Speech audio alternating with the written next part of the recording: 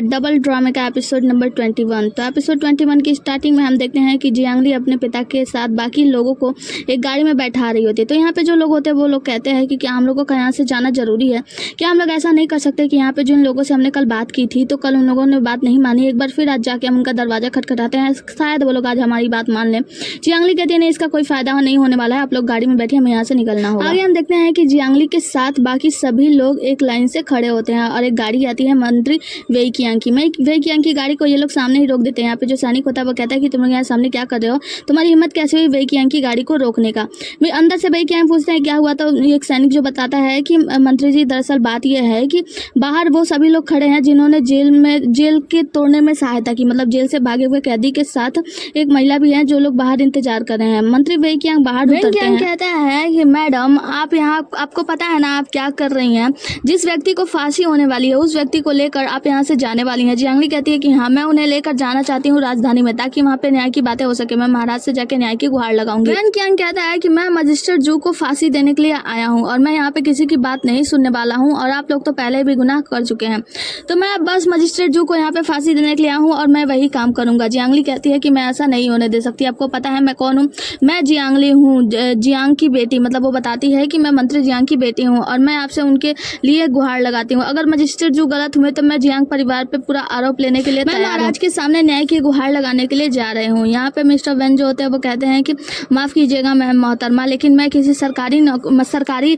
आदमी से ही बात करना पसंद करूंगा, मुझे आपकी बात नहीं सुनी है। तो यहाँ पे वो कहती है जियांगली कि मुझे लगा था कि आप अच्छे व्यक्ति होंगे, भले व्यक्ति होंगे, लेकिन जबकि आप किसी सिर्फ सरकारी व्यक्ति से बात करना चाहते हैं, आप ये भूल गए मंत्री जी कि आप लोगों को सरकार पैसा इसीलिए देती है ताकि आप लोगों की बात सुने, और जब आप साधारण लोगों की बात ही नहीं सुनना चाहते सरकारी नौकर के अलावा, तो फिर आप बुरे ही हुए ना, तो मैं आपकी बात क्यों सुनूं। वेन कियांग कहता है कि अगर आप यहाँ से हट गई तो मैं जियांग की बेटी होने के नाते आपको बख्श दूंगा, लेकिन आप नहीं हटी तो आपके लिए अच्छा नहीं होगा।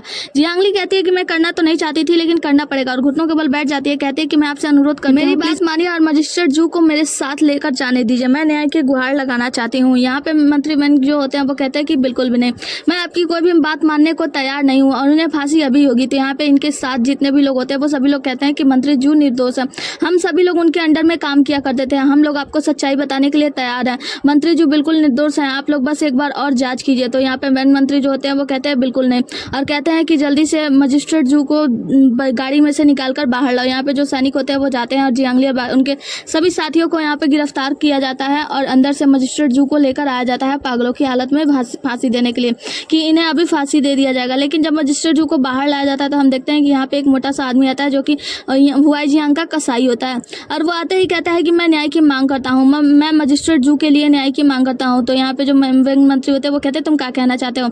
हम देखते हैं दूसरे दिन का सीन जहाँ पे हम देखते हैं कि बुढ़ऊ जो व्यक्ति थे ना वो आकर उस कसाई को समझाते हैं कि जब हम लोग मुसीबत में पड़े थे, हमारे यहाँ पे अकाल पड़ गया था, तो मजिस्ट्रेट जू ने हमारी मदद की थी, तो हमें भी करनी चाहिए।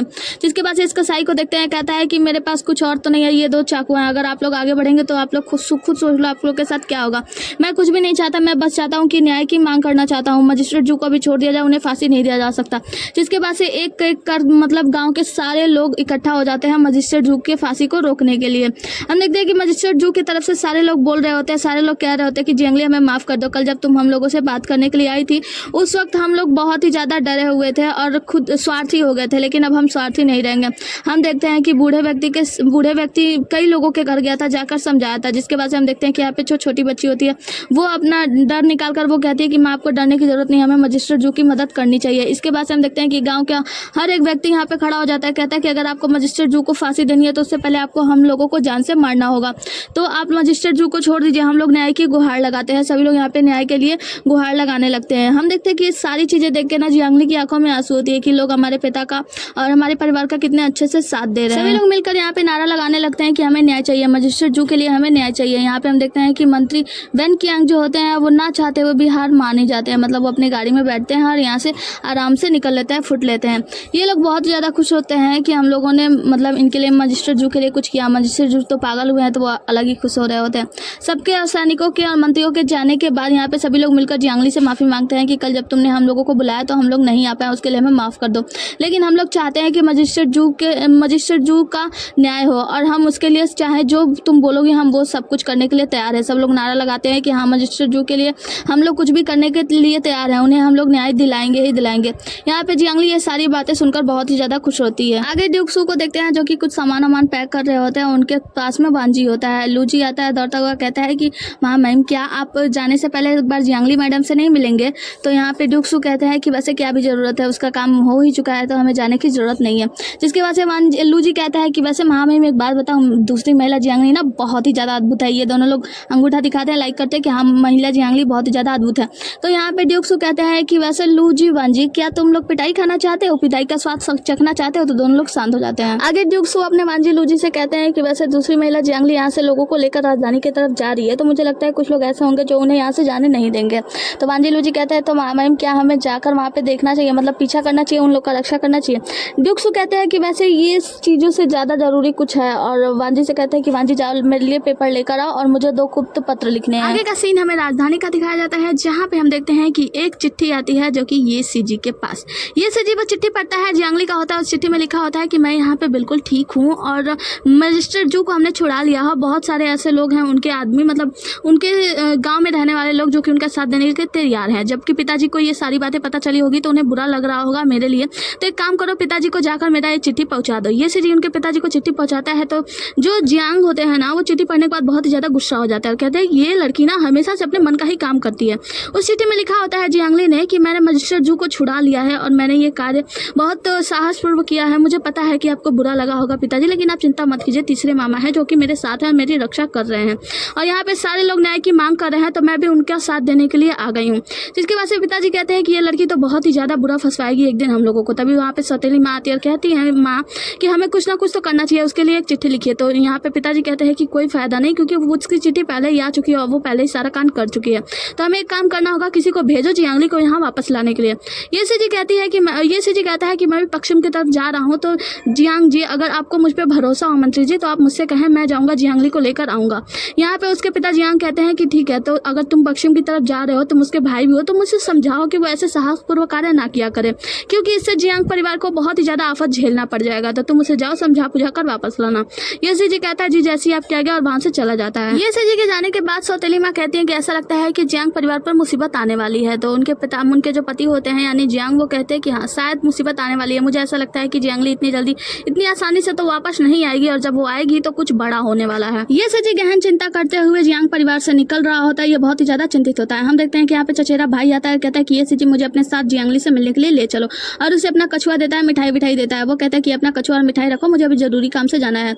उसका चचेरा भाई बिल्कुल नहीं सुनता और ये सीजी के पीठ पे ही चढ़ जाता है, कहता है नहीं मुझे अपनी बहन जियांगली से मिलना है। तो ये सीजी क्या करता है, उसे घुमा घुमा कर नीचे ही गिरा देता है। ये सीजी कहता है कि तुम पागल हो गए हो क्या? वो वहीं पे गिरने के बाद चोट लगने के कारण जोर जोर से रोने लगता है। यहाँ पे बहुत सारे लोग जुट जाते हैं और यहाँ पे चचेरा भाई नाटक करने लगता है, कहता है कि तुम कितने हृदयहीन हो, मैं तो अपनी बहन से मिलना चाहता था, मुझे प्लीज मेरी बहन से मिलाने के लिए ले चलो। बहुत ही ज्यादा रोने धोने लगता है, कहता है तुम देख रहे हो ना मैं कितना ज्यादा बीमार हूँ, मुझे अपनी बहन से मिलना है, मुझे उसकी चिंता होती है।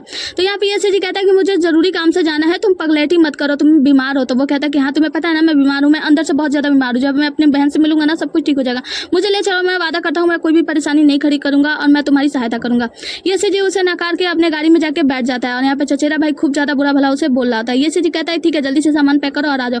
वो सामान पैक करने के लिए अंदर की ओर जाता है, लेकिन फिर देखता है गाड़ी आगे जा रही है तो दौड़ते हुए गाड़ी के पीछे पीछे भाग जाता है। कहता है नहीं ये सीजी मुझे सामान नहीं पैक करना है, मुझे बस अपने साथ ले चलो। आगे हमें दरबार का सीन दिखाया जाता है, जहाँ पे हम देखते हैं कि मंत्री ली जोंगनान जो होते हैं वो महाराज से अनुरोध कर रहे होते हैं कि अकाल पड़ने की संभावना तो है, लेकिन महाराज आप चिंता मत कीजिए, मैं अकाल पड़ने नहीं दूंगा, मैं अपनी पूरी कोशिश करूंगा, 100% अपनी जान लगा दूंगा, अकाल पड़ने की नौबत नहीं आएगी।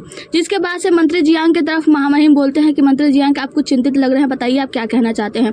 मंत्री जियांग तुरंत अपने घुटनों को बल बैठ जाते हैं, कहते हैं कि महाराज मुझे क्षमा कर दीजिए, मुझे सजा दीजिए क्योंकि मैं सजा के पात्र हूँ।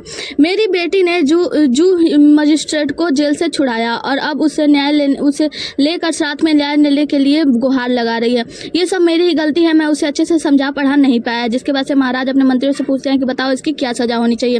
मंत्री लोग बताते हैं कि इसके लिए सजा यही है कि इनका सर धड़ से अलग कर दिया जाए। यहाँ पे महाराज कहते हैं कि मंत्री जी आपको मेरे पिता ने मेरे हवाले किया था कि आप कार्यभार अच्छे से करेंगे, लेकिन आपकी बेटी इतनी सारी अड़चने पैदा कर रही है, इसके वजह से मैं आपका सर तो धड़ से काट दूंगा, लेकिन मैं बिना सारी बातें जानने के पहले आपको मौत की सजा नहीं देना चाहता हूँ। तो मैं चाहता हूँ कि इससे पहले कि आपको सजा हो या आपके परिवार को सजा हो, मैं पहले आपकी बेटी से मिलूं और उसकी बातें जानूं। ये सुनने के बाद ली जोंगनान की तो अतड़िया ही सूख जाती है कि भालू सजा तो महाराज दे ही देते तो अच्छा होता। राजकुमारी वानी के महल का सीन दिखाया जाता है, जहाँ पे ली जोंगनान अपने बेटे ली जिंग की बहुत ही ज्यादा पिटाई लगा रहा होता है। राजकुमारी वानिंग तो बस बैठे बैठे तमाशा देख रही होती है। ली जोंगनान पिटाई लगाते हुए कह रहा होता है कि ली जिंग तुम्हारी हिम्मत कैसे हुई, महाराणा महिम ने तुम्हारे पे इतना ज्यादा विश्वास किया, तुमने उनका विश्वास तोड़ दिया। तुम्हें सौंपा गया था कार्य कि तुम उस परिवार को मतलब मजिस्ट्रेट जू को पूरी तरीके से खत्म कर दो, वहाँ पे खात्मा करने वाला था, लेकिन तुमने ये सब काम अच्छे से नहीं किया। राजकुमारी वानिंग कहती है कि मंत्री झंग अब उसे छोड़ दो, वो छोटा बच्चा है, मर जाएगा और आप यहाँ पे आइए। जिसके बाद से मंत्री झंगनान जो होते हैं वो अपने बेटे को सब मतलब छोड़ देते हैं और उसके बाद से राजकुमारी के पास चले जाते हैं। ली जिंग उन्हें प्रणाम करता है, कहता है कि आपका बहुत बहुत शुक्रिया मुझे बख्शने के लिए। जिसके बाद से राजकुमारी वानिंग कहती है कि मंत्री ली जोंगनान आकर यहाँ पे बैठ जाओ और उनके बेटे को कहती है कि अब आप यहाँ से जा सकते हो। तो वो प्रणाम करके बेटा वहाँ से चला जाता है। मंत्री जी कहते हैं कि लेकिन मैं आपकी बराबरी में कैसे बैठ सकता हूँ। तो राजकुमारी वानिंग कहती हैं कि बैठ जाओ, मैंने कहा ना। जिसके बाद से मंत्री जो होता है वहीं पे बैठ जाता है। राजकुमारी वानिंग कहते हैं कि चाय लेकर आओ इनके लिए और राजकुमारी वानिंग खुद चाय परोसने के लिए जाती हैं। मंत्री कहते हैं कि नहीं महारानी आप ऐसा क्यों कर रही हैं। वो कहते हैं कि बस देखो ये चाय बहुत ही ज्यादा स्वादिष्ट है और वो चाय ढारने लगती है, वो बहुत ज्यादा गर्म होता है। मंत्री जोंगनान कह रहा था कि महारानी बहुत ज्यादा गर्म है, लेकिन राजकुमारी तो रुकने का नाम ही ले रही होती है। उनका कप पूरी तरीके से भर देती हैं, लेकिन मंत्री जोंगनान तो वो कप गिरा भी नहीं सकते, इससे उनका अनादर हो जाएगा। राजकुमारी वानिंग कप भर दे जाती हैं और उनके गलती का एहसास दिलाती हैं। वो कहते हैं कि आप चिंता मत कीजिए, क्योंकि जियांगली अभी मरी नहीं है, लेकिन जियांगली ने एक कैदी को छुड़ाया है, तो इसके वजह से मैं उसके पूरे परिवार को समाप्त कर सकता हूँ। राजकुमारी वानिंग कहती है कि अगर इस बार काम अच्छा नहीं हुआ तो आप देख लीजिएगा। उसके बाद से अपनी नौकरानी से कहती है कि चाय अभी ठंडा हो गया, इन्हें और परोसो। जिसके बाद से चाय और परोसा जाता है। उसका हाथ तो जल रहा होता है। जिसके बाद से राजकुमारी वानिंग कहती है कि वैसे अगर ये चाय आप गरम गरम पियेंगे ना तो ही आपको मजे मिलेंगे, अगर ये चाय ठंडा हो जाएगा तो आपको बिल्कुल भी अच्छा नहीं लगेगा। जिसके बाद से मंत्री जोंगनान जो होते हैं वो कहते हैं कि राजकुमारी मैं वादा करता हूँ मैं जियांग परिवार का तहस नहस कर दूंगा, मतलब मैं पूरी तरीके से ये ध्यान रखूंगा कि जियांगली राजधानी आने वाली है लेकिन वो वापस ना आए, क्योंकि वो आएगी तो मुझे पता है कि राजधानी में आकर वो सारी सच्चाई साबित कर देगी, तो मैं उसे पहले ही रास्ते में ही मार दूंगा। जिसके बाद से वो कहते हैं कि मैं चाय पीने जा रही हूँ। जैसे पीने जाते हैं राजकुमारी वानिंग वो चाय ले लेती है और उसे उठाकर फेंक देती है। कहती है कि इस बार कोई भी गलती नहीं होनी चाहिए, अगर इस बार गलती होगी तो मैं तुम्हें नहीं बचा पाऊंगी, क्योंकि तुमने वर्षों से मेरे लिए निष्ठापूर्वक कार्य किया है, इसलिए मैं तुम्हें इस बार छोड़ देती हूँ, लेकिन आगे से कोई भी गलती नहीं होनी चाहिए। और वो चाय फेंककर वहीं पे कप रख देती है।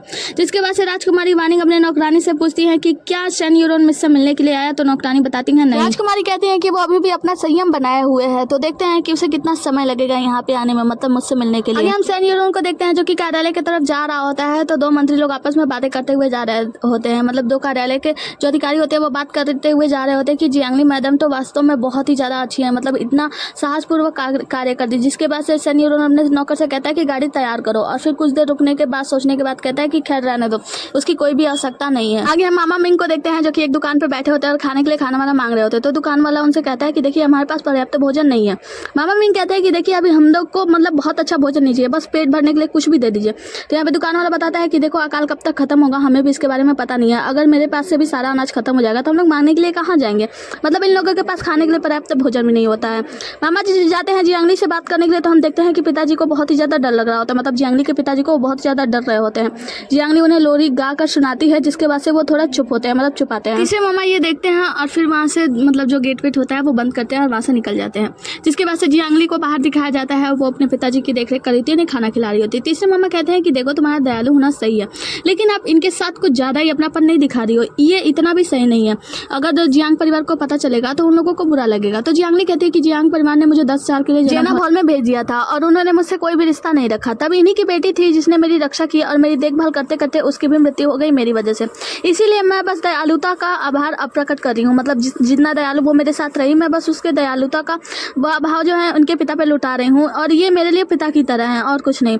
जिसके बाद से मिंग कहते हैं कि देखो मुझे तुमसे कुछ बताना है। जियांगली पूछती है कि हाँ बताइए किस बारे में। वो बताती है कि तुम्हें पता है हम लोग जितने ही आगे बढ़ते जा रहे हैं अकाल का समय बढ़ता जा रहा है, मतलब यहाँ पे लोगों के पास अकाल पड़ा, हमारे पास तो खाने के लिए भी कुछ नहीं है। जब हम लोगों से मांगने के लिए गए खाने पे तो हमें पता चला कि ये जितने ही आगे हम लोग बढ़ते जाएंगे वहाँ पे अकाल और भी ज्यादा अधिक बढ़ता जाएगा। पूछती है कि वैसे क्या इसके लिए राहत सामग्री नहीं है, तो मामा मिंग बोलते हैं कि हाँ राहत सामग्री तो आई है लेकिन हमें बहुत ज्यादा इंतजार करना होगा, तो और उन लोगों के लिए सिर्फ एक कटोरा दलिया ही आता है, तो इस वजह से हमें एक लंबा रास्ता लेना होगा। तो जियांगली कहती है कि वो लोग चाहते हैं कि हम लोग लंबा रास्ता लें ताकि वो लोग अपनी योजनाओं में संपूर्ण हो सके, मतलब अपनी योजनाएं पूरा कर सके। जियांगली जाके अपने लोगों से मिलती है और उन लोगों से बताती है कि देखिए जब हम लोग राजधानी पहुंचेंगे तो आप लोग मुझे जियांगली के नाम से पुकारेंगे, अगर आप लोगों ने मुझे किसी और नाम से पुकारा मतलब आप लोग मुझे मजिस्ट्रेट जू की बेटी कह के बिल्कुल मत पुकारना, क्योंकि अगर आप लोग मुझे वहाँ इस नाम से पुकारेंगे तो लोगों को गलतफहमी हो जाएगी, मतलब मेरी नई पहचान जियांगली है।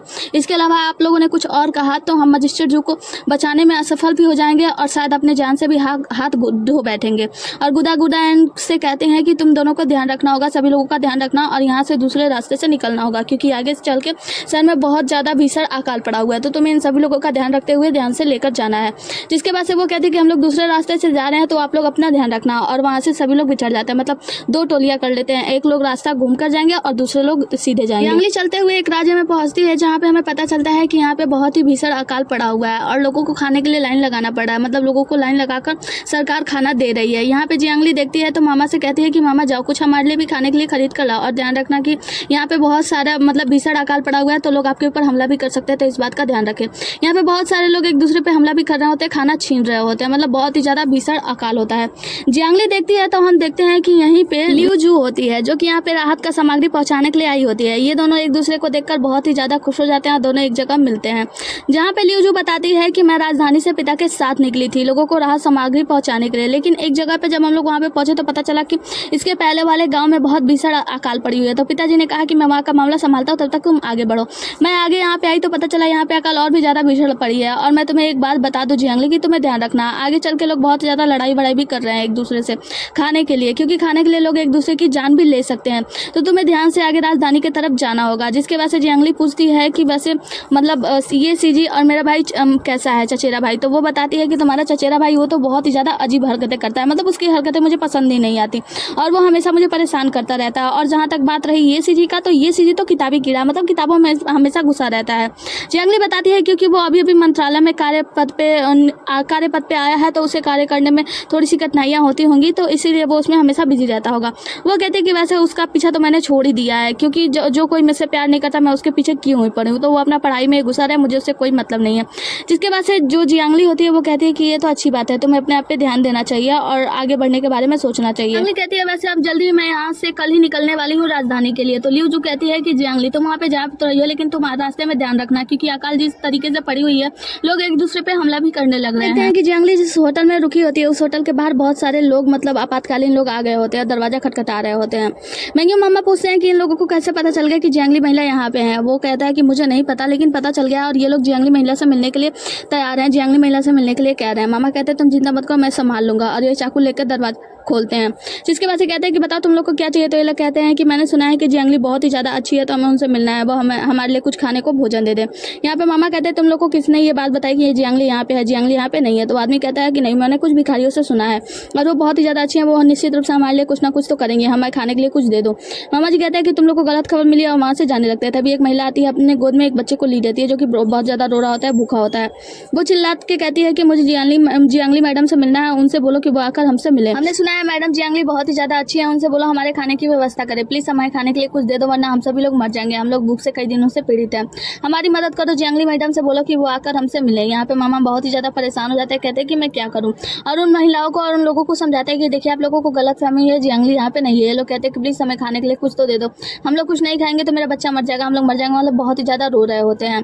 आगे हम देखते हैं कि जो मामा जी होते हैं मैंग्यू, वो जाकर जियांगली से मिलते हैं। जियांगली सामान पैक कर रही होती है, कहते हैं कि जल्दी हमें निकलना होगा, और वो कहती है कि क्या आपने उन लोगों को खाना दिया। तो मामा मैंग्यू कहते हैं कि हाँ मैंने कुछ लोगों को खाने को दे दिया, लेकिन कुछ खाना हमने बचा लिया अपने लिए। जियांगली पूछती है कि मामा जितना भी खाना है ना वो सारा खाना उन लोगों को दे दो। तो यहाँ पे मामा कहते हैं कि लेकिन तुम क्या सोचती हो, अगर हम उन लोगों को सारा खाना दे देंगे तो फिर हम लोग क्या खाएंगे, हम लोग तो भूखे ही मर जाएंगे। जियांगली कहती है कि मामा ये फर्क नहीं पड़ता कि हम लोग भूखे मरेंगे या नहीं मरेंगे, हमारे पास जितना खाना अभी हमें उन लोगों का पेट भरना चाहिए, क्योंकि उन लोगों की भी मृत्यु हो सकती है, तो हमें दूसरों की मदद करती रहनी चाहिए। मामा जी यहाँ पे कहते हैं कि हाँ मुझे पता है कि तुम बहुत ही ज़्यादा दयालु हो, लेकिन क्या इतना दयालु होना सही है कि अपने जीवन मृत्यु की चिंता ना की जाए। मामा जी यहाँ पे डांटते हैं, लेकिन फिर उसके बाद से कहते हैं कि ठीक है चलो तैयारी करो, हम लोग जल्दी यहाँ से निकलते हैं। जिसके बाद से ये मतलब जो जियांगली होती है वो जाकर अपने पिताजी से कहती है कि पिताजी जाने का समय हो गया। ये लोग जाके गाड़ी में बैठ जाती हैं। गाड़ी में बैठने के बाद हम देखते हैं कि लियू जू जो होती है वो आती है, उसे समझाती है कि देखो तुम लोग अपना ख्याल रखना, क्योंकि आगे बहुत ही ज़्यादा खतरा है, बहुत सारे ऐसे भूखे भेड़िए की तरह लोग घूम रहे हैं जो तुम्हारे ऊपर हमला कर सकते हैं, तो तुम यहाँ से जब वहाँ पे जाना तो हमारे लिए चिट्ठी लिखना। जियांगली कहती है तुम चिंता मत करो, मैं जब आऊँगी वापस तो तुमसे जरूर मिलूंगी। तो यहाँ पे लियू जू जो होती है वो कहती है कि ठीक है और उसे विदाई देती है। इसके बाद से हम देख पाते हैं कि जियांगली यहाँ से निकल जाती है और चुपके चुपके से गाड़ी से बाहर देख रही होती है कि कहीं कोई खतरा तो नहीं है। सभी लोग चिंतित होते हैं कि कहीं कोई खतरा ना आ जाए। ये लोग बीच रास्ते में पहुंचते हैं तो हम देखते हैं कि यहाँ पे बहुत सारे भूखे लोग, अकाल से पीड़ित लोग पहुंच जाते हैं। ये लोग कहते हैं कि हमें पता है कि दूसरी महिला जियांगली यहीं पे, हमें दूसरी महिला जियांगली से मिलने दो, हमें उनसे खाने की उम्मीद है, हम चाहते हैं कि वो हमारे लिए कुछ खाना लाए। यहाँ पे सभी लोग गाड़ी को घेर लेते हैं चारों तरफ से, गाड़ी पे थपथपाने लगते हैं, गाड़ी को ठोकर मारने लगते हैं कि दूसरी महिला जियांगली बाहर निकल दी है। और यहाँ पे दूसरी महिला जियांगली निकलती कहाँ, मामा मैंग्यू और ये सभी लोग मिलकर परेशान हो जाते हैं। मामा क्षमा मांगी, कुछ लोगों को उठा के मार के फेंक देते हैं और फिर उतरते हैं। कहते हैं कि मैं तुम सबको जान से मार दूंगा, देखता हूँ कि कौन आता है आगे। जियांगली भी परेशान हो रही होती है और उसके पिताजी भी, सभी लोग परेशान हो रहे होते हैं। ये लोग कहते हैं कि हाँ देखो, उस गाड़ी के अंदर जरूर कुछ ना कुछ खाना होगा, भूखे मरने से तो अच्छा है कि हम गाड़ी के अंदर जाएं और उस खाने को लूट लें और ये गाड़ी ही तोड़ ताड़ डालें। तो पता है कि ये सब ली जोंगनान की चाल है। यहाँ पे हम देखते हैं कि पिताजी बहुत ही ज्यादा परेशान हो रहे होते हैं, अंदर डर रहे होते हैं क्योंकि बाहर सभी लोग चीख चिल्ला रहे होते हैं। ये लोग कहते हैं कि हमें दूसरी महिला जियांगली के ऊपर हमला ही कर देना चाहिए, हमें वो खाना लूट लेना चाहिए क्योंकि मुझे पता है अंदर गाड़ी में भोजन जरूर होगा इन लोगों के लिए, हमें उस भोजन को निकालना चाहिए, हम उस भोजन को खाकर संतृप्त हो जाएंगे। मतलब भूखे मरने से अच्छा है कि हम लड़ाई करके मरें, मतलब लड़ाई करके भोजन प्राप्त करें। ये सभी लोग, मतलब कुछ लोग होते हैं जो इन लोगों को भड़का रहे होते हैं। तभी हम देखते हैं कि यहाँ पे चचेरा भाई खाना लेके पहुंच जाता है और कहता है कि देखो मैं तुम्हारे लिए स्वादिष्ट बंस लेकर आया हूँ, सभी लोग यहाँ पे आ जाओ खाने के लिए, और खा के बताता है कि ये बहुत ही ज्यादा स्वादिष्ट है। पहले तो लोग नहीं जा रहे होते, लेकिन फिर ये लोगों को भरोसा दिलाता है कि हम आपके लिए खाना लेकर आए हैं, तो सभी लोग वहाँ पे पहुंच जाते हैं और सभी लोगों को खाना परोसा जाता है। यहाँ पे जियांगली जब देखती है कि सभी लोग लड़ के खाना वाला ले रहे हैं, यहाँ पे जो चचेरा भाई होता है और ये सीजी होता है, ये लोग आते हैं, तो जियांगली उन लोगों को धन्यवाद बोलती है। जिसके बाद से ये जब पर्दा उठाते हैं तो हम देखते हैं मजिस्ट्रेट जो देख लेते हैं कि बाहर लोग कैसे खाने के लिए लड़ाई कर रहे हैं। वो गाड़ी में से ही कूद जाते हैं लोगों को बचाने के लिए कि प्लीज मेरे बच्चों को छोड़ दो, ये बच्चे ऐसे कैसे आपस में लड़ सकते हैं, बच्चों आपस में मत लड़ो, खाने के लिए ऐसे मत करो, तुम लोगों को कुछ हो जाएगा, तुम्हें चोट लग जाएगी, और बहुत जोर से चिल्ला के रोने लगते हैं। यहाँ पे सभी लोग उन्हें संभालने की कोशिश करते हैं और कहते हैं कि इन्हें जल्दी संभाल के गाड़ी में बैठाओ, हमें लेकर जाना होगा राजधानी के लिए, अगर हम लोग नहीं गए तो बहुत ज्यादा देर हो जाएगी। लेकिन मजिस्ट्रेट जू तो जाने को तैयार ही नहीं होते, वो उन लोगों को देखकर बहुत ही ज्यादा रो रहे होते, चिल्ला रहे होते कि ये लोग खाने के लिए ऐसे लड़ रहे हैं, उन लोगों को समझाओ, उन लोगों को कहो कि ये लोग ऐसे लड़ाई ना करें। जियांगली याद करती है कि जब उसके पिता ठीक ठाक थे तो उन्होंने कहा था कि मैं कार्य कर रहा हूँ, मैं एक मंत्री पद पे कार्य कर रहा हूँ, इसके हिसाब से जिन लोगों के लिए मैं कार्य कर रहा हूँ, मतलब मेरे जो आदमी है ना, मेरे जो साथी है ना, मेरे जो लोग हैं ना, वो सभी मेरे बच्चे हैं, मैं उनको अपने बच्चों की तरह मानता हूँ।